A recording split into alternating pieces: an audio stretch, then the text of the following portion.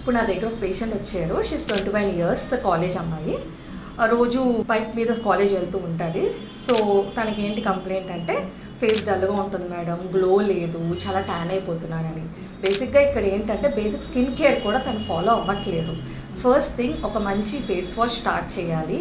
And అన్నిటికన్నా important sun screen. మా దగ్గర ఏ ట్రీట్మెంట్లు చేయించుకోవాలన్నా, క్రీములు, సీరమ్స్, స్కిన్ లైటింగ్ కావాలన్నా మీరు సన్ స్క్రీన్ వాడకపోతే ఏ డర్మటాలజిస్టు స్కిన్ లైటింగ్ ప్రోడక్ట్స్ అనేది ప్రిస్క్రైబ్ చేయరు.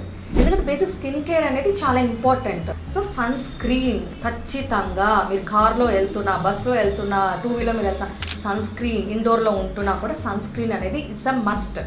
సో ఒక మంచి సన్ స్క్రీన్ వాడుతూ అంటే మీ స్కిన్ని కాపాడుతూ ఉంటే మేము నైట్ ఇచ్చిన క్రీమ్స్ కానీ ఏమైనా ట్రీట్మెంట్స్ ప్రొసీజర్స్ చేసినా అది మీకు లాంగ్ లాస్టింగ్ ఉంటుంది. లేదు అంటే చేయించుకున్నప్పుడు బాగుంటుంది, నెక్స్ట్ డే వెళ్ళి ట్యాన్ అయిపోతారు. సో పెద్ద రిజల్ట్ ఉండదు, మీ టైము వేస్ట్, మీ మనీ వేస్ట్.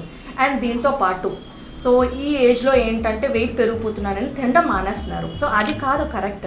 ఫస్ట్ మీరు హెల్తీ ఫుడ్ తినాలి, తినకూడదు ఆ జంక్ ఫుడ్ అనేది మానేయాలి. ఒక టైం అంటూ మెయింటైన్ చేయాలి మీ ఫుడ్ తినడం. And proper sleep. Screen time ఎక్కువ అయిపోవడం వల్ల నిద్ర డిలే అవుతుంది, లేట్గా లెగడం అలా ఉండకూడదు.